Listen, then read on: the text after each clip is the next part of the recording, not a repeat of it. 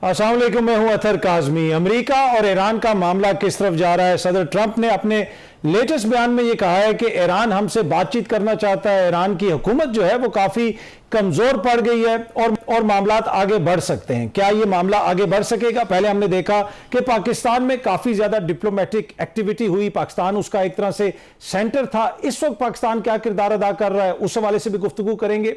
आपको पता है कि तकरीबन 1 साल पूरा होने वाला है जब गुज़िश्ता बरस इंडिया ने पाकिस्तान पर हमला किया था। उसके बाद जो पाकिस्तान ने आगे से जवाब दिया वो पूरी दुनिया ने देखा, लेकिन क्या भारत दोबारा कोई ऐसी हरकत कर सकता है? आज के प्रोग्राम में इस हवाले से भी गुफ्तगू करेंगे।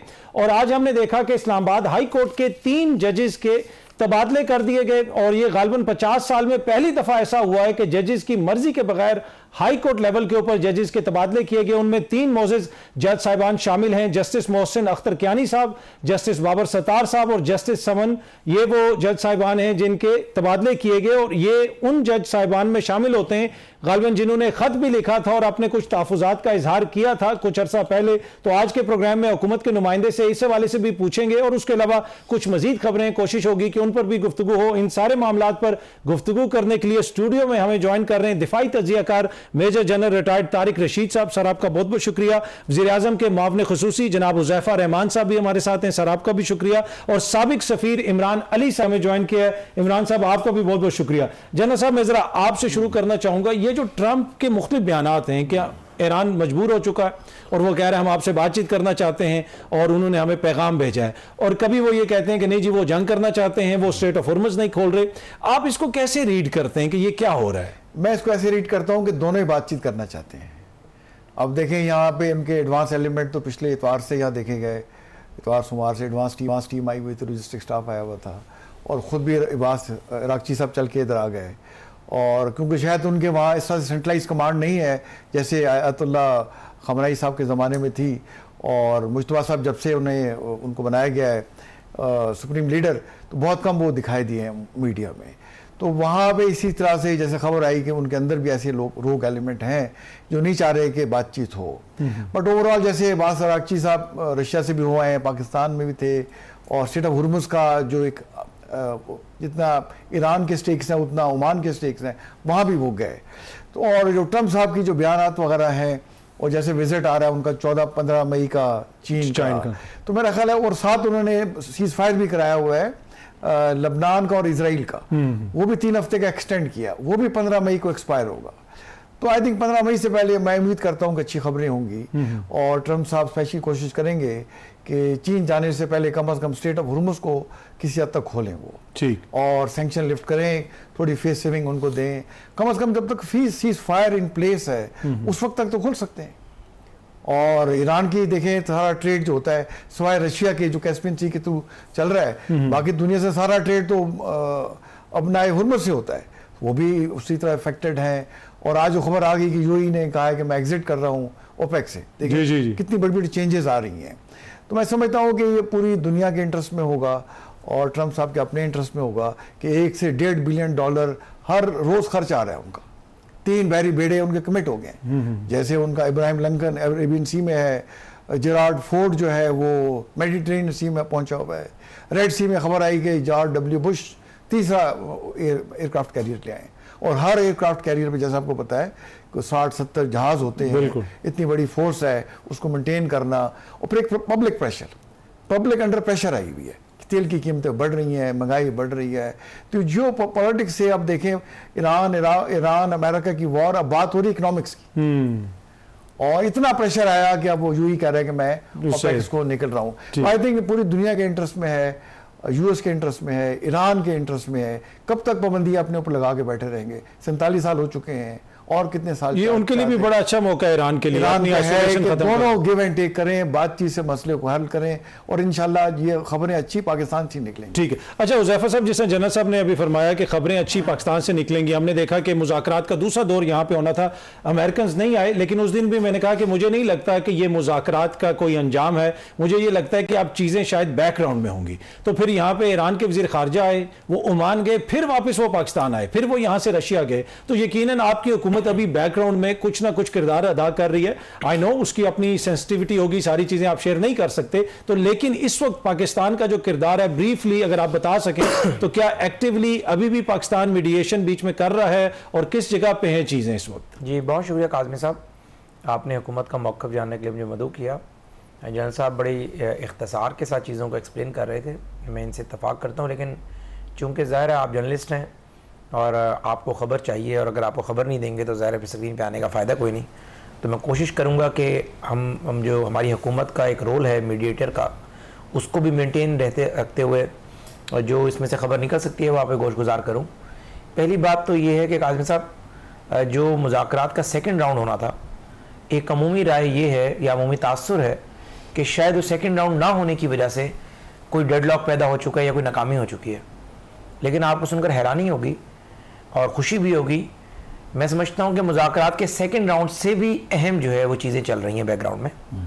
और आपको ये याद होगा कि जब जेडी वेंस, जेरेड कृष्णर और स्टीव विटकॉफ यहाँ पर तशरीफ़ लाए और वहाँ से वज़ीर ख़ारजा और स्पीकर आए, तो वो तो एक दिन के लिए बैठे थे ना, तो कोई 12-15 घंटों में चीज़ें इंक्लूड नहीं होती। टेक्निकल टीमें पहले से काम कर बैठी हुई थी, बट वो सामने रखा गया और दिन 19-20 कर अब भी दोनों साइड की टेक्निकल टीम्स जो है वो काम कर रही हैं। और जाहिर है अगर एक मुल्क एतराज़ करता है कि आपके पॉइंट्स को हम रिजेक्ट कर रहे हैं, तो जाहिर है किसी ने तो बैठकर बनाया है ना। तो इस वक्त भी दोनों ममालिक की टीमें जो है अपने काम को लगी हुई हैं और पाकिस्तान पूरी कोशिश कर रहा है, अपना जो इखलाकी दबाव पाकिस्तान डाल सकता है ईरान पर, बीइंग ब्रदर कंट्री, वो भी डाल रहे हैं। और अमेरिका के साथ जो हमारे एक स्ट्रेटजिक ताल्लुकात हैं 1947 से आज तक, उसका भी हम पूरा दबाव डालकर कोशिश कर रहे हैं कि इखलाकी असर अपना इस्तेमाल कर जो है जो सीज़ फायर हुआ इसको एक तो परमानेंट सीज़ फायर में कन्वर्ट कराएं और गल्फ रीजन में परमानेंट जो है वो अमन कायम करें और वो अमन जो है फिर ग्लोबल पीस में कन्वर्ट हो जाए। तो इस हवाले से हम बहुत होपफुल हैं। और आपको पता है कि अमेरिका और ईरान के दरमियान 47 साल का फासला है, और ये कहना कि 47 साल का फासला एक मुलाकात में हो जाएगा, ये कोई दोनों साइड पे अगर कोई आमिर बैठा हुआ होता वो तो कर सकता था, लेकिन सियासतदान ये काम नहीं कर सकता। यानी जेडी वेंस की पार्टी रिपब्लिकन ने 47 साल एक ही सबक पढ़ाया है कि ईरान पे हमारी सैंक्शंस इस वजह से लगाई गई हैं, और ईरान के अंदर पासदार इनकलाब ने एक ही सबक पढ़ाया है एक पूरी जनरेशन को कि अमेरिका हमारे साथ ये करता रहा है। उनको एक मेज के ऊपर बैठकर अगर वो एग्री भी कर रहे हो एक दूसरे की बातों से, लेकिन अपनी पब्लिक के अंदर उसको परसेप्शन बिल्ड करने के लिए और रायमा हमवार करने के लिए 2-3-4 नशिस्तों की जरूरत होती है। और वी आर वेरी होपफुल।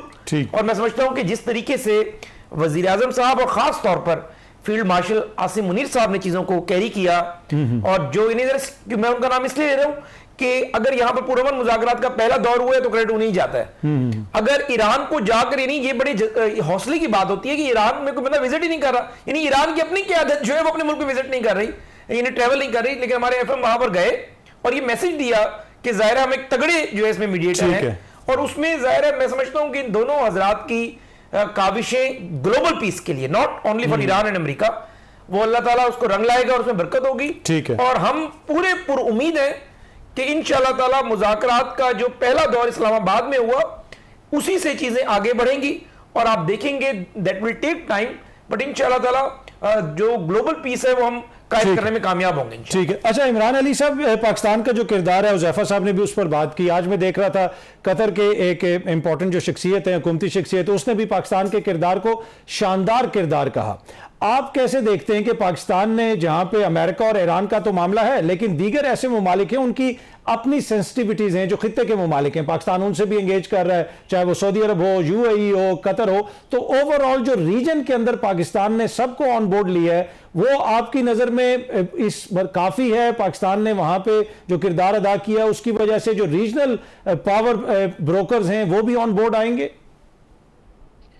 जी बिल्कुल आएंगे। पहले तो पाकिस्तान ने, बाकी तो बातें बहुत लंबी हैं, जिक्र हो गया, बहुत सही कहा दोनों गेस्ट ने, लेकिन एक और बहुत important tight of walking Pakistan की ये थी कि बीच में जब सऊदी अरेबिया पे हमले हो रहे थे कि वो सऊदी अरेबिया को हौसला या उनको एश्योरेंस दिलाता कि प्लीज आप अटैक ना करें। तो पाकिस्तान ने वो जो पीस है सऊदी अरेबिया और ईरान का वो भी कायम रखा। उसके अलावा ये जो अभी जिक्र किया आपने, हॉर्मुज़ खुलवाई, उसके बाद अमेरिका ने एक स्ट्रेंज सा स्टेप लिया कि उन्होंने ब्लॉकेट कर दी। तो पाकिस्तान का role on a scale of 10 it's an 8 or a 9, maybe even more. Ji general साहब, जिस तरह मैंने अभी पूछा इमरान साहब से भी कि जो रीजनल प्लेयर्स हैं उनकी अपनी सेंसिटिविटीज हैं, उनको भी ऑन बोर्ड लेना बड़ा इंपॉर्टेंट है। और पाकिस्तान ने कोई भी ऐसा मुल्क नहीं है जो ये कह रहा हो जी पाकिस्तान से हम मुतमईन नहीं है। चाइना भी ऑन बोर्ड है, सऊदी अरब से भी पाकिस्तान की बातचीत चल रही है। तो वो जो रीजनल प्लेयर्स के साथ पाकिस्तान ने वो रखी है सफारतकारी, उसको आप कैसे देखते हैं? देखिए, इतना सफारतकारी और ख़ास पर मिलिट्री डिप्लोमेसी वो तो हमने पाकिस्तान की हिस्ट्री में देखी नहीं। बट ये सारा कुछ चेंज हुआ मार्का हक के बाद, जब आपने एक डिसाइसिव हिस्टोरिक डिफीट दी ऐसे अपने दुश्मन को जो असली आपका दुश्मन था और जो स्ट्रेटेजिक एलाय था अमेरिका का, और उनके साथ बातचीत करके कह रहे थे कि बस हम पाकिस्तान को हैंडल कर लेंगे। हैंडल क्या करना था, फिर उन्हीं से कह गया सुलह सफाई करवाने गए। उसके बाद दुनिया चेंज हुई, और जब पाकिस्तान की लीडरशिप से उन्होंने इंटरेक्शन किया तो उन्हें क्रेडिबल पाया। उन्होंने देखा कि इनका जो स्टेचर जो कहते हैं उस पर अमल भी करते हैं। और चाइना ने हमारे फील्ड मार्शल साहब और वज़ीर आज़म को बुलाया एससीओ में, विक्ट्री डे परेड में। फिर आपने देखा हमारे फील्ड मार्शल साहब अमेरिका गए, और ख़ास तौर पर सऊदी अरेबिया ने रियलाइज़ किया कतर के बाद, वे कतर को स्ट्राइक कर दिया। सबसे बड़ा एयर बेस जहाँ था, एक वहाँ से मिसाइल या जहाज उड़ के ईरान पे हमला करने नहीं जा सका। तो कल सऊदी अरेबिया ने कहा कि अगर हमारे पे अटैक हो जाता तो हम क्या करेंगे, देखें ना। तो दे रियलाइज कि Pakistan is the only country who is the nuclear power, और जिन्होंने अपनी क्रेडिबिलिटी, अपनी प्रोफेशनल कॉम्पिटेंसी और जो बहादुरी का लोहा दुनिया में बनाया है। और हमारे साथ तो पहले ही उनके साथ बड़े हमारे तारीखी रवाबत है, डिफेंस तो उन्होंने एग्रीमेंट उसको फॉर्मलाइज किया, स्ट्रेटेजिक म्यूचुअल डिफेंस एग्रीमेंट, जो और मुल्क भी करना चाह रहे हैं। और जैसे टर्की है, हमारे उनके साथ बिल्कुल दिलों के रिश्ते हैं, सऊदी अरेबिया के साथ हैं, चाइना पहले हमारे साथ खड़ा हुआ था, रशिया भी साथ आके खड़ा हो गया। तो इसी तरह से हमारे सफारतकारी ने आई थिंक कमाल किया। और हमने ईरान ने देखे क्या कहा, उन्होंने कहा जी पाकिस्तान एक ना सिर्फ हमारा काबिल एतमाद दोस्त है और बड़ा प्रोफेशनल कॉम्पिटेंसी से ही हैंडल कर रहे हैं इस चीज़ को, और हमें उन पर पूरा, और हमारे साथ पूरा सिंसियर है। अमेरिका भी कह रहा है। तो ये पाकिस्तान की कामयाबी है, पाकिस्तान की लीडरशिप की कामयाबी है, पाकिस्तान की कामयाबी है, और इस पे हमें अल्लाह का शुक्र अदा करना चाहिए, और इसको हम इंशाल्लाह आगे से और बेहतर करेंगे। ठीक है इमरान अली साहब, आपको मेरी आवाज आ रही है? प्लीज कंटिन्यू कीजिएगा आपके जो फरमा रहे थे। जी, मैं आपको यही कह रहा था कि on a scale of 10 Pakistan gets a 7, 8 और a 9। डिप्लोमेसी बहुत कामयाब हुई। यहाँ पे एक छोटी सी ब्रेक लेते हैं जी, ब्रेक से वापस आएंगे तो गुफ्तगू के सिलसिले को आगे बढ़ाते हैं।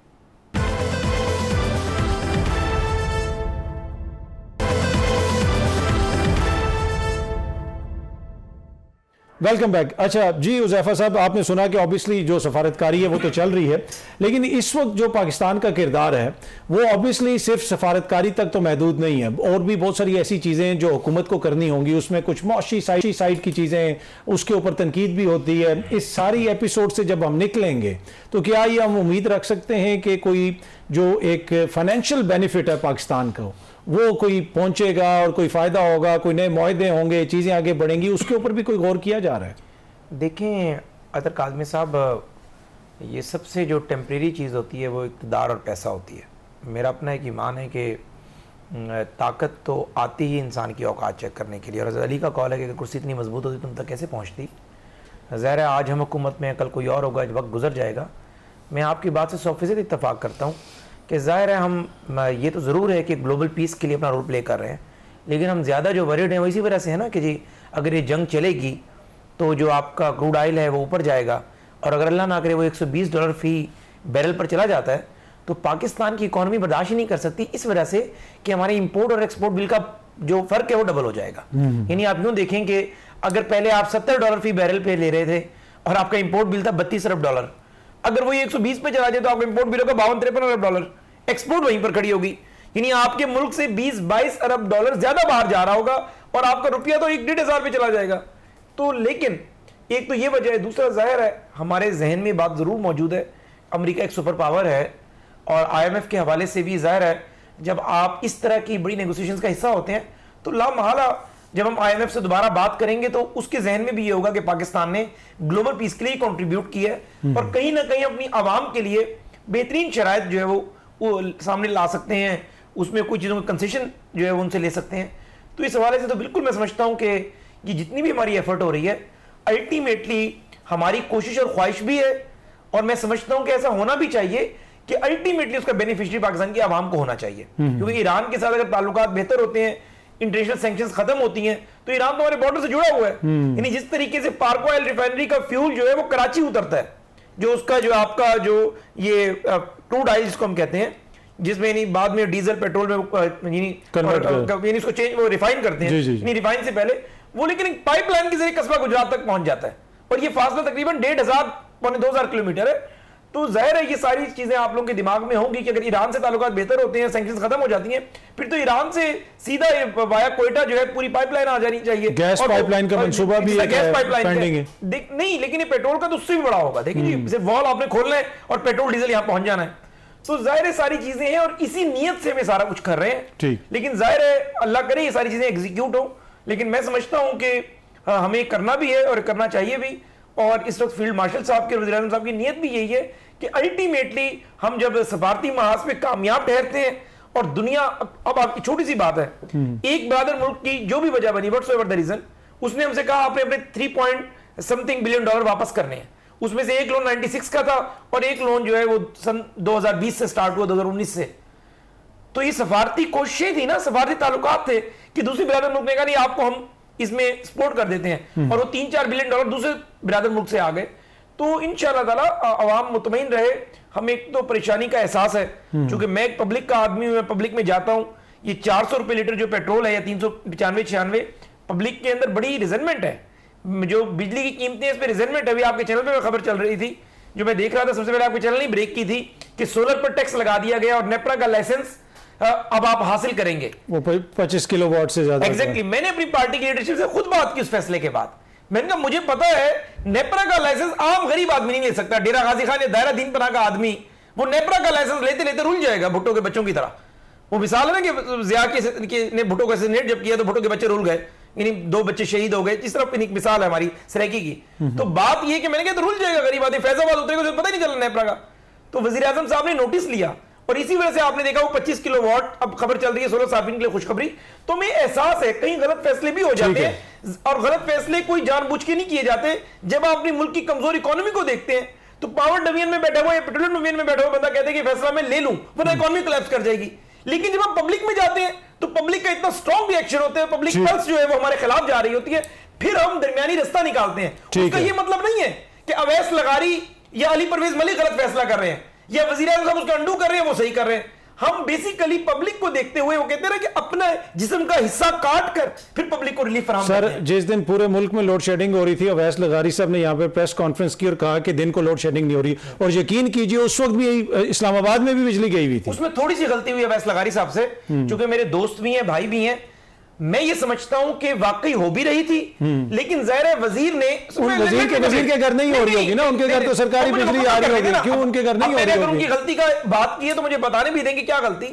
बात यह कि वजीर ने प्रेस कॉन्फ्रेंस की, 10 घंटे से मीटिंग में पीएम की, इधर जा रहा है उधर जा रहा है, नेपरा गया, उसको बताया गया कि ये तमाम पावर कंपनीज ने रिपोर्ट दी है, इतने इतने घंटे की लोड शेडिंग हो रही है। उसमें वो लोड शेडिंग रेप्लिकेट नहीं कर रही थी। वह ये कहना चाहिए था सहाफियों के जवाब पर कि अगर कहीं हुई है तो हम इस मामले की इंक्वायरी करेंगे और wrongdoer must be taken to the task. लेकिन अब ये नहीं कह सकते कि गलत बयानी वो कर रहा था, उसके सामने जो अदालत शुमार आए उसने बयान कर दिया। लेकिन हाँ ये गलती जरूर है कि वो आप लोगों को ऑफेंड करने के बजाय या कन्फ्रंट करने के बजाय वो कहते हैं कि अगर आप हो रही है कोई ऑफेंड नहीं हुए, हमें तो कोई ऑफेंड नहीं हुए। लगा ऐसे कि शायद वो जो आप ऑफेंड हुए तो आपने हमारी हुकूमत का ऐसे नहीं वो लगा ऐसे कि वजीर ट्विटर के ऊपर आपने टॉप ट्रेंड बना दिया। अदर काज सारे काम आप कराते हैं, मुझे पता है आपकी बड़ी फॉलोइंग है और आपका एक अकाउंट नहीं है, आप एक बहुत बड़ी कबील को लीड करते हैं। ट्वीट आप करते हैं सारे उसके पीछे चल पड़ते हैं। लोगों की मोहब्बत अगर कोई ट्वीट कर दे रीट्वीट पर, मसला ये कि नहीं आपकी वैसे नहीं, आप एक माशाल्लाह हल्का भाव रखते हैं, मुझे पता है। मेरा बहुत सारे जर्नलिस्ट आपको फॉलो करते हैं। चले मुझे मेरे लिए भी खबर है, पर मुझे सिर्फ ऐसा लगा कि वजीर साहब यूगोस्लाविया से उड़ के आए और आके इधर उन्होंने कर दी। डेरा गाजी खान में कितनी बिजली जाती है तो उधर से उनको नहीं, वो भी गलत सवाल था। मुझे ये कहा शफीउल्लाह जान ने कि केपीके में लोड शेडिंग हो रही है और कहीं नहीं हो रही, और मैंने कहा अल्लाह के बंदो ये वफाकी वजीर का अपना जिला है, यहां भी लोड शेडिंग उतनी हो रही है जितनी केपीके में हो रही है। ये डिस्क्रिमिनेशन नहीं है। चले अभी फिर बहस लंबी, उसको सियासत.पीके वालों ने नया अपनी मर्जी से चला दिया कि वफाकी वजीर के घर में। मैं जरा इमरान अली साहब को भी शामिल कर लूं। इमरान भाई, ये जो रूस और इसमें चीन का किरदार है उसको आप कैसे देखते हैं? जी, रूस और चीन का बड़ा लेट बैक किरदार है। रूस और चीन ने बिहाइंड द सीन्स सिर्फ एक्शन लिया है, उनको वो अपना डिप्लोमेटिक वेट इससे ज्यादा इस कॉन्फ्लिक्ट में पहले डाल सकते थे, अब जाके थोड़े से एक्टिवेट हुए। मेरा ख्याल है कि अमेरिका ने यूनिपोलर मोमेंट एंजॉय किया इस कॉन्फ्लिक्ट के अंदर। बेडू सिस्टम ने सैटेलाइट इमेजरी दी है, रशिया ने दी है, कुछ उससे पहले इस कॉन्फ्लिक्ट से मिसाइल सिस्टम्स वगैरह में मदद की है, बट ड्यूरिंग द वॉर वो दोनों ने बिहाइंड द सीन्स ही किरदार अदा किया, डायरेक्ट नहीं किया अभी तक। ठीक, अच्छा, अब आपको लगता है कि सर ये जो आगे अगर मुआहदा होता है तो उसमें रूस और चीन भी किसी तरह शामिल होंगे या मामले को सलामती कौंसिल में ले जाया जाएगा? आप कैसे देखते हैं इमरान अली साहब? देखिए, सलामती काउंसिल जो है वो फॉर ऑल प्रैक्टिकल पर्पसेस इस कॉन्फ्लिक्ट से पहले ही डेड थी। जो रूल्स बेस्ड सिस्टम है वो ट्रंप ने और अमेरिका ने इंक्लूडिंग ईयू, नेटो, उसको बहुत बैकफुट पे डाल दिया है। तो ये कॉन्फ्लिक्ट जो है इसका हल इमरान अली साहब बायलैटरली निकले। जी प्लीज, इसका हल ठीक है, मुल्क ठीक के है। यहाँ पे हम एक छोटी सी ब्रेक लेते हैं। इमरान अली साहब, आपका बहुत बहुत शुक्रिया। जनरल साहब और हुज़ैफा साहब हमारे साथ हैं। हम वापस आते हैं एक छोटी सी ब्रेक के बाद।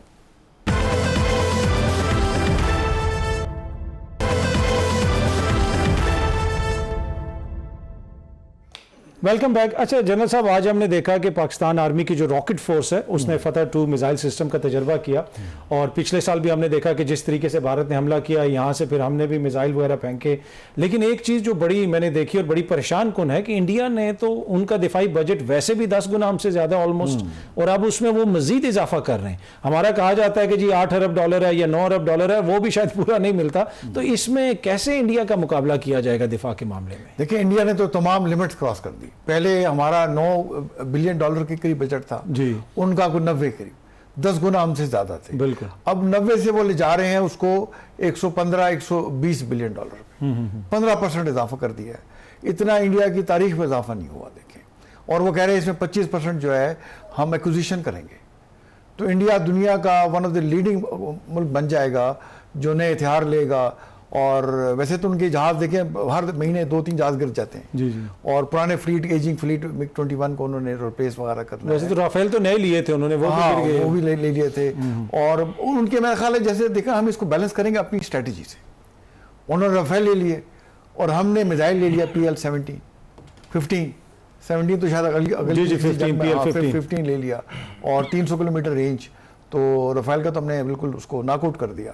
तो ये जो करेंगे, अब देखिए हमारी एक डेवलपमेंट स्ट्रेटजी होती है, एक एम्प्लॉयमेंट स्ट्रेटजी होती है। और पाकिस्तान क्योंकि देखें जैसे हम उसको इकोनॉमिक कंस्ट्रेंट है तो उतना इजाफा तो नहीं कर सकेंगे, बट हम उसको बड़ा साइंटिफिकली कैलकुलेटेडली उसको कैलिब्रेट करते हैं। जितना हमें चाहिए होगा बजट वगैरह वो हुकूमत हमें देगी और हम उसको बैलेंस करके रखेंगे। और जैसे अल फतह हमारा मिसाइल है 2 का उन्होंने किया है, जो पहले से ज़्यादा एक्यूरेट, पहले से ज़्यादा एक्सटेंडेड रेंज और लेथैली और एक्यूरेसी से जाकर उसने टारगेट को हिट किया है। और इससे पहले नेवी ने देखें वो तैमूर का मुजाहरा किया जिसकी 600 किलोमीटर क्रूज मिसाइल था, 600 किलोमीटर रेंज। उससे पहले स्मैश 2A2 का हमने किया था, कुछ 350 किलोमीटर रेंज। और ये शिप को भी इंगेज कर सकते हैं और सरफेस टारगेट को भी इंगेज कर सकते हैं, हवा से भी फायर कर सकते हैं। तो अभी हमारी सी डिनाइल और एरिया डिनाइल बड़ी कैपेबिलिटी बढ़ चुकी है। ये जो कोल्ड स्टार्ट की बात करते थे ना, करके देखें, हम मिसाइल से तबाही कर देंगे इनकी।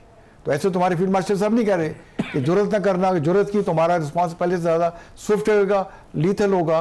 और इस बात हम स्टार्ट भी आपकी डेप्थ से करेंगे, ईस्ट से करेंगे और साउथ से करेंगे। तो हम तमाम चीज़ें देख रहे हैं। देखें पाकिस्तान ने अभी देखें सेटेलाइट भी लॉन्च कर दिया है। तो अब तुम्हारी इंडिजिनस कैपेबिलिटी है, हम ऊपर से मॉनिटर वगैरह करते रहते हैं और इंडिया बातचीत तक तो कर सकता है। अब देखें उसमें अतर आजमी डियर ब्रदर, क्या देखें उन्होंने गुलवान, बैटल ऑफ गुलवान में फिल्म बना ली है। जी जी जी जी बिल्कुल। तो गुलवान में इंडिया ने इनको 2000 स्क्वायर किलोमीटर का कब्जा कर लिया। जी जी तो जी। जो ऑन ग्राउंड नहीं कर सके वो फिल्मों में बना लेते हैं। वो फिल्मों में तो वो कर लेते वो कर, तो मोदी साहब भी ऐसी समझते हैं कि फिल्में चल रही हैं, रियलिटी बड़ी डिफरेंट है। पाकिस्तान एक न्यूक्लियर ताकत है, ये तो हमारा कन्वेंशनल हमारा रिस्पॉन्स है।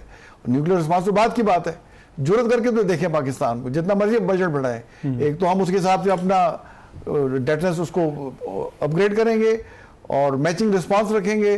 लेकिन इंशाल्लाह जरूरत नहीं करेगा। ठीक है। अच्छा हुज़ैफा साहब, ऑब्वियसली पाकिस्तान चाहता है कि भारत के साथ हमारे ताल्लुकात अच्छे हों, रीजन में सारे ममालिक के साथ अच्छे हों, तिजारत भी हो, सबका फ़ायदा हो, लेकिन वहाँ से जो हॉस्टिलिटीज़ हैं उनका मसलसल इजहार किया जाता है। लेटली हम देख रहे हैं उनकी क़यादत, खुसूसन उनकी अस्करी क़यादत, वो इस किस्म के इशारे दे रहे हैं कि हम दोबारा सिंदूर 2 कर सकते हैं, ये कर सकते हैं, वो कर सकते हैं।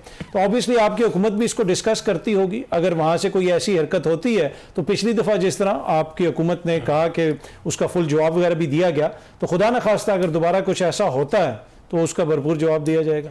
जी काजिम साहब, बहुत शुक्रिया। जनरल साहब ने बड़ी ही डिटेल से, चूँकि ज़हर का सब्जेक्ट है, अफवाज पाकिस्तान की भी नहीं नुमाइंदगी की, बल्कि हमारी सबकी नुमाइंदगी की, 26 करोड़ आबादी की, जो हम सबके जज्बात हैं। लेकिन मैं आपको बताऊं, वकार यूनुस का लंबा कद था, बहुत लंबा, और मुश्ताक अहमद स्पिनर था, वो ज़रा छोटा सा कद था, वो था फैसलाबाद से। तो मुश्ताक अहमद ने जुगत मार दी वकार यूनुस को, तो वकार यूनुस ने उसको यहाँ से पकड़ा, उन्होंने कहा मुश्ताक मैं तेनों चुक के थल्ले सट देंगे तो लभेगा भी नहीं। तो उसने वकार यूनुस को पकड़ा, वकार लड़ाई हौसले ਨਾਲ लड़ी जाती है, कद नाल नहीं लड़ी जाती। तो लड़ाई मेरी जान हौसले से लड़ी जाती है, राफेल से नहीं लड़ी जाती। और वो हौसला जो है अल्हम्दुलिल्लाह आपको कुरान पाक देता है, जहाद का जज्बा और जज्बा मुतारिका। और मैं अक्सर कहता हूँ कि आपकी 6-7 लाख फौज नहीं है, मिला ले 13-14 लाख, इन्हीं बड़ी फौज की मैं बात कर रहा हूँ।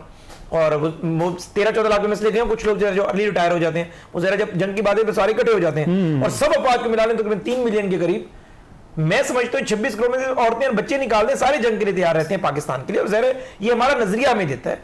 तो ये जनरल साहब ने बिल्कुल बात बिल्कुल ठीक की। मैं इसमें सिर्फ थोड़ी सी चीज़ें ऐड कर दूं कि पाकिस्तान ने एक तो जो डॉक्ट्राइन साइन की हुई है भारत ने, उनकी तो डॉक्ट्राइन में ये है कि इन पे एटम बम अगर चलेगा तो वो उसका जवाब देंगे। हमने ऐसे कोई साइन शाइन नहीं किया हुआ, और पता है दुनिया को इस बात का कि हम इंतहाई सुलह जो है, हम लड़ाई से अवॉइड करते हैं। अगर हमने लड़ाई करनी हो तो ये ही काफी है। बलूचिस्तान में दहशतगर्दी, पाकिस्तान में दहशतगर्दी, अफगानिस्तान से कुलभूषण का इधर आना, फिर पकड़े जाना। हम जंग से, आप 100 में से 99 दफा पूछेंगे, 99 दफा पाकिस्तान के अफवाज कहेंगे हम जंग से अवॉइड करना चाहते हैं। लेकिन अगर आप फिर भी हमें तंग करेंगे, फिर वही बात है कि डेप्थ में यानी घर में घुसकर मारेंगे। और इस हवाले से जो डिफेंस बजट है या बाकी बातें हैं, मैं समझता हूं कि अफवाज पाकिस्तान ने जो हमें इज्जत दी है या दिलवाई है 9 मई के बाद, तो अफवाज पाकिस्तान डिमांड करे कितना बजट चाहिए, कौम हाजिर है। हुकूमत तो छोड़ दे, कौम हाजिर है। एंड आई मीन इट, मैं दिल से बात आपसे कह रहा हूं। पाकिस्तान की जंग का मामला तो ज़ैफर रहमान के सारे एहसास हाजिर है। भारत में मुकेश अंबानी दावा कर सकते हैं, कर ही नहीं सकता, कोई जरूरत ही नहीं है। तो बात है कि हम मेरी इस चीज़ें करते हैं। और अल्हम्दुलिल्लाह ये नजर भी आया कि सियासी नैरेटिव अपनी जगह पे, बाकी चीजें अपनी जगह पर, आपकी फौज ने जब परफॉर्म किया तो देखा कि नहीं, चाहे वो पीटीआई का था, चाहे नून का था, उस पार्टी का, सबके दिल अफवाज से धड़क रहे थे। और यही अफवाज से मोहब्बत है हमारी। ठीक है। अच्छा, एक छोटी सी चीज़ जो मैं पूछना चाहूँगा कि पहलगाम के बाद उन्होंने इल्ज़ाम लगाया हम पे हुज़ैफा साहब, और उसके बाद हुकूमत पाकिस्तान ने कहा कि भाई कुछ सबूत दो। तो अभी तक कोई सफारती सतह पे उन्होंने सबूत दिए? पाकिस्तान ने तो एक न्यूट्रल इन्वेस्टिगेशन की भी हामी भरी हुई है कि आप जिस मर्जी फोरम से करवा लें, तो कोई उधर से कोई चीज़ आई? अच्छा सर, थैंक यू। एक तो ज़रा आपने अचानक सवाल कर दिया, मुझसे रेलिवेंट है नहीं। जी जी, मेरे पास मालूमात नहीं, लेकिन चूंकि जिन दिनों मियां शहबाज शरीफ साहब ने स्टेटमेंट दिया था, जी जी, कि ये हाँ, उस स्टेटमेंट को फील्ड मार्शल साहब ने सबने एंडोर्स किया, तो वो इतने एतमाद के साथ था कि अगर 19-20 भी कोई चीज होती तो हम ऐसी बात ही ना करते, हम डिप्लोमेटिक बात करते हैं। और हमने कहा कि आप किसी न्यूट्रल फ्रीक के जरिए इंक्वायरी करवा लें मामले की। तो मैं समझता हूं कि ना उन्होंने सबूत दिया होगा और ना ही ऐसा कोई सबूत मौजूद है। अगर ये चीजें मौजूद होती, मैं आपको बताऊं कि देखें जिस तरीके से हमारी इंटेलिजेंस एजेंसीज माशाल्लाह इस दादे कारवाइज बहुत आगे हैं, इसी तरीके से दुनिया की जो सुपर पावर्स हैं, चाइना की इंटेलिजेंस एजेंसी हो गई, सीआईए हो गई, केजीबी हो गई, बाकी एजेंसीज, यानी सारी वेल इन्फॉर्म्ड होती हैं। पाकिस्तान जैसे जिम्मेदार मुल्क ऐसे दावा नहीं कर सकता कि भी आप इंडिपेंडेंट इंक्वायरी करा लें हम उसमें, कि बेसिकली मैं ये समझता हूं। और आखिरी बात ये कि जो ये दावे कर रहे हैं ना, मुझे जो लगता है, क्योंकि मैंने मोदी की जिंदगी को बड़ा स्टडी किया है, वो चाय वाला था, यहां तक पहुंचा, ठीक है, उसने भारतीय जनता पार्टी को बेसिकली मकबूल बनाने के लिए ना पाकिस्तान, ना मुसलमानों को छोड़ा, ना सिखों को छोड़ा, ना क्रिश्चियंस को छोड़ा। लेकिन ये ज़हन में रखें कि भारत के पास खोने को कुछ नहीं है, हमारे पास तो खोने को जंजीरें हैं, पाने को सारा जहान है, पाने को पूरा भारत पड़ा हुआ है हमारे पास। इतनी बड़ी इकोनॉमी है, खाली है नहीं मुकेश अंबानी की 250-300 अरब रुपए की इन्वेस्टमेंट भारत में। अंबानी पे आपकी बड़ी नजर है। नहीं ये मैं बता नहीं, ताकि मैं अंबानी को मैसेज दे रहा हूं बेसिकली कि अगर मोदी ऐसी हरकत करे तो लोकसभा और राज्यसभा में तमाम इसके एमएलए खरीद लेने हैं ताकि सड़क पर आ जाए बेसिकली, क्योंकि हमने बेसिकली भारत एक स्टेबल कंट्री है, वो क्लेम करता है, एक मजबूत इकोनॉमी है। तो ये ज़हन में रखें, पाकिस्तान को अगर आप इस तरीके से डैमेज करेंगे तो हमारे रिजर्व 20-21 बिलियन डॉलर है, भी तुम्हारे कई सौ अरब डॉलर है, तुम भी उसी तरीके से सड़क पर आ जाओ। वैसे ये अंबानी और अडानी दोनों बड़ा स्पॉन्सर करते हैं मोदी को, तो ये एक और बात सुन रहे होंगे मैं उनको यही कह रहा हूँ कि उसको रोक। एप्पल की सबसे बड़ी सरमायाकारी है, स्टीव जॉब्स ने अपनी जिंदगी में की थी। बिल गेट्स की सबसे बड़ी सरमायाकारी है, डेल की सरमायाकारी है। मर्सिडीज का दुनिया में 2 प्लांट्स हैं, एक मर्सिडीज ने जनवरी कोरिया में लगाया, एक जर्मनी में लगाया, तीसरा भारत में लगाया, रेंज रोवर का प्लांट। चले तो ये सारे हम पे हमारी निगाह है सब पर, चले हमें तंग करेंगे, हम अमन के ख्वाह हैं। निगाह भी है और ये हमारी एक तरह से नाकामी भी है कि हमारे मुल्क में क्यों नहीं ये लग रहा। आएंगे आपके मुल्क में, ये भी है। भारत के टॉपिक के दौरान ये बात ना करें, ये फिर अलग करेंगे, पर ये आपने तनकीद करनी है, फिर इसका जवाब देंगे। हमारे ख्वाहिश है कि इधर भी आके लगे, इंशाल्लाह लगेंगे। अंबानी अडानी का जो अज़्मो यकीन से निकलेगा, जहां से चाहेंगे रास्ता वहीं से निकलेगा। वतन की मट्टी मुझे एड़िया रगड़ने दे, मुझे यकीन है चश्मा यहीं से निकलेगा। कायद आज़म ने कहा था कि there is no power on earth who can undo Pakistan. इंशाल्लाह सारी चीजें पहलगाम पे जो बात कर रहे हैं, जी सर, एक तो पाकिस्तान ने उनको ऑफर की थी सर कि आप किसी भी थर्ड पार्टी से, वो किसी भी आप ऑर्गेनाइजेशन से इसको करा लें इन्वेस्टिगेट, हम आपके साथ हैं। बिल्कुल। अब देखें, इंडिया खुद उनसे सवाल कर रहा है कि ये जो वाकया हुआ 1:50 पे और 26 लोग उस पर मारे गए और 2:20 पे ये कंक्लूड हुआ। आधे घंटे में वहाँ सिक्योरिटी फोर्सेस पहुंची और चंद दिन पहले वहाँ से सिक्योरिटी पिकेट भी डाली गई थी और गार्ड्स भी हटा लिए गए थे। जो पुलिस स्टेशन था उस वाकये से 10 किलोमीटर के फासले पे है और वो कह रहे हैं वहाँ तक रोड नहीं बनी हुई, आधे रास्ते तक रोड बनी हुई है, उसके बाद पगडंडी है और कम से कम अगर आप फास्टेस्ट मीन से भी जाएं तो 1 घंटा लगता है। उस पुलिस स्टेशन में 2:30 बजे FIR रजिस्टर हो गई, 10 मिनट बाद, और वो इल्ज़ाम पाकिस्तान पे लगा दिया।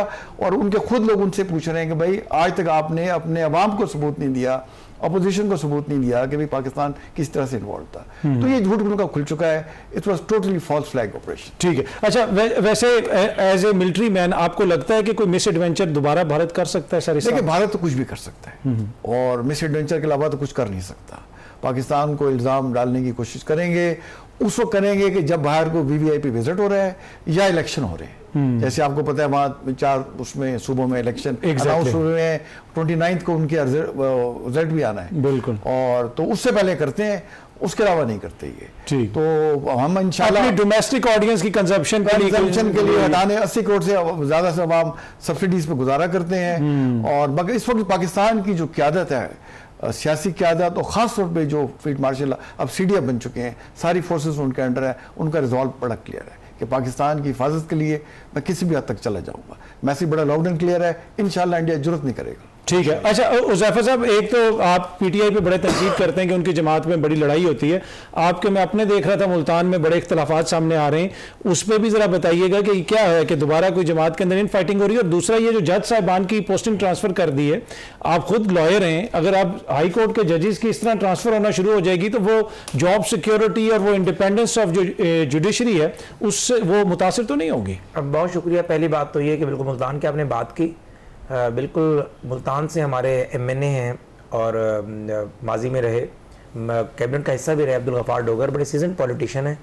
उन पे ज़रा एक तरफ से तनकीद की, एक और पॉलिटिशियन है हमारे वहाँ मुल्तान के, आजकल पार्टी से ज़रा साइड पर है, लेकिन गफ़ार डोगर मियाँ नवाज शरीफ साहब के बड़े करीब हैं, मियाँ शहबाज साहब के करीब हैं और पार्टी को मुल्तान में उस शख्स ने ज़िंदा किया है, बल्कि जनूबी पंजाब में मैं कहता हूँ।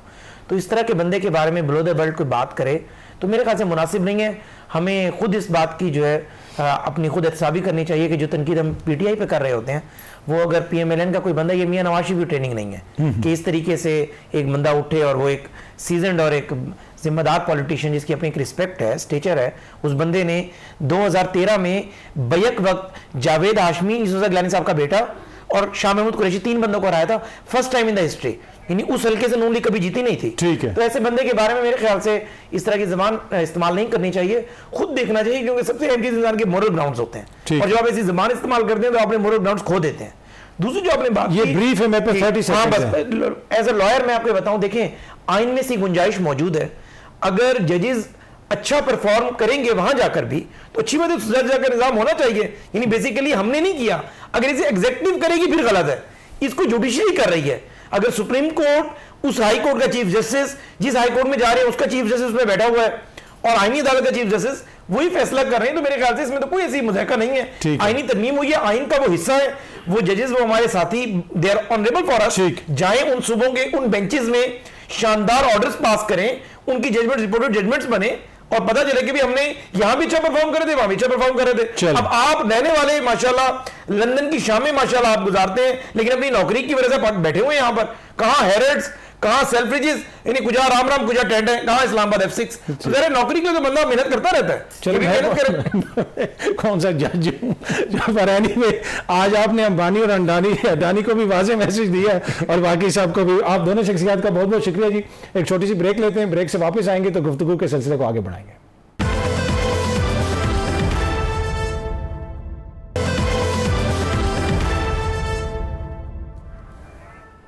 वेलकम बैक जी। प्रोग्राम देखने का शुक्रिया। कल अगेन आपसे इसी टाइम पे मुलाकात होगी। Thank you very much.